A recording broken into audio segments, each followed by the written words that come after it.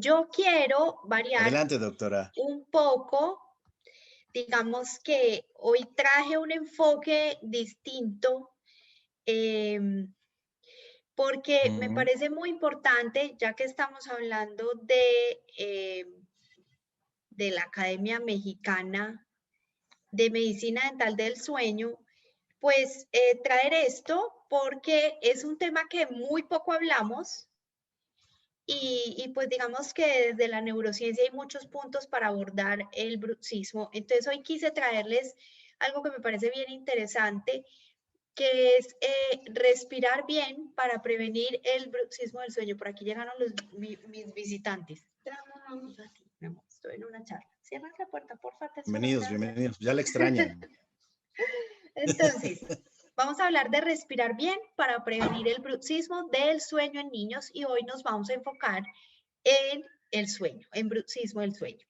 Entonces vamos a hablar de la maduración de la masticación y su relación con la respiración desde la lactancia, luego cómo se asocia el bruxismo a la función respiratoria y masticatoria, que es muy importante, cómo abordamos esta relación desde la consulta de odontopediatría y también, digamos que puede tener significancia en medicina dental del sueño y finalmente, ¿qué hacemos al respecto?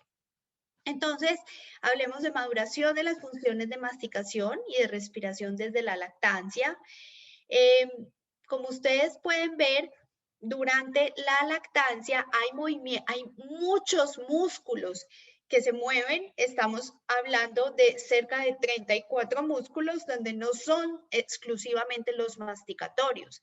Tenemos también un movimiento muy protagónico de la lengua, de los músculos faríngeos y en general de todos los músculos cervicales, pero incluso también de los lumbares y los dorsales que permiten que el bebé mantenga la postura. Para que este movimiento se dé, las bolas de grasa, digamos, que tenemos en las mejillas, en los carrillos, permiten que haya todo este gasto energético y fíjense lo que sucede con la lengua cuando empieza a haber succión de la leche materna.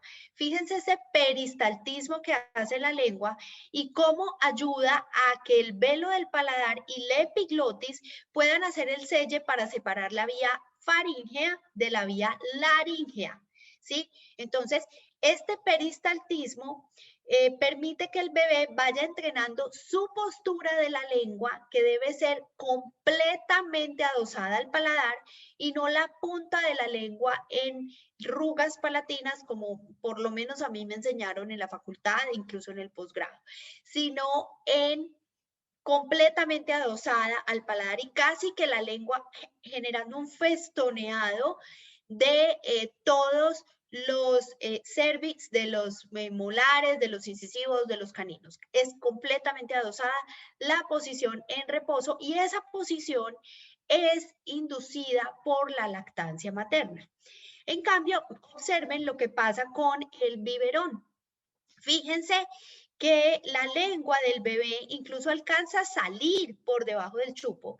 Y si se dan cuenta, es muy poca la fuerza que el bebé tiene que ejercer sobre los músculos masticatorios, las contracciones de esa musculatura masticatoria y las contracciones en general de todos sus músculos cervicales, etcétera. Es un movimiento muy pasivo si lo comparamos con el de la lactancia materna.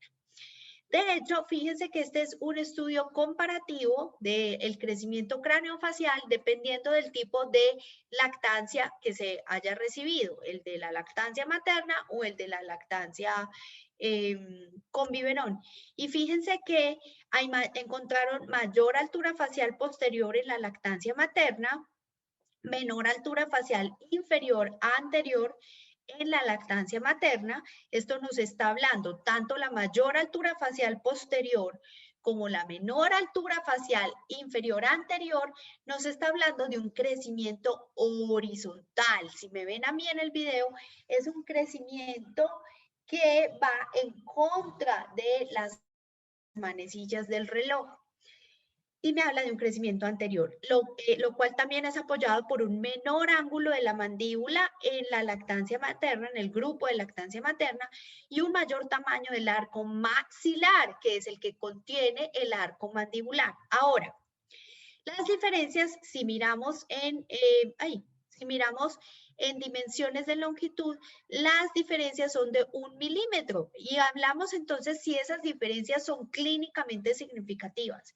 Pues resulta que esas diferencias, si las llevamos al momento transversal, no, pero sí indican que hay mayor potencial de crecimiento de la mandíbula con lactancia materna y además mayor fuerza y reflejo masticatorio, sobre todo porque en la lengua vamos a tener un patronamiento reflejo adecuado para el reposo. Cuando aparece el primer diente, entonces miren, ya venimos desde la lactancia. ¿Qué pasa cuando aparece el primer diente? Resulta que cuando aparece el primer diente, también aparece con él el ligamento periodontal. Y ese ligamento periodontal tiene varios receptores, muchos mecanorreceptores, pero no solo mecanorreceptores, sino también propioceptores. Y esos mecanorreceptores y propioceptores empiezan a inducir en el cerebro, en el tronco cerebral, el reflejo masticatorio. Entonces, cuando aparece el primer diente, cambia el reflejo alimentario de succión a masticación. Y por eso perpetuar la succión, no estoy hablando de la lactancia materna, porque como vieron, promueve todos este ambiente funcional oral, orofacial, para que se dé una adecuada masticación. Pero sí estoy hablando del chupete, estoy hablando, ¿cómo le dicen ustedes, Juan? ¿Chupete también?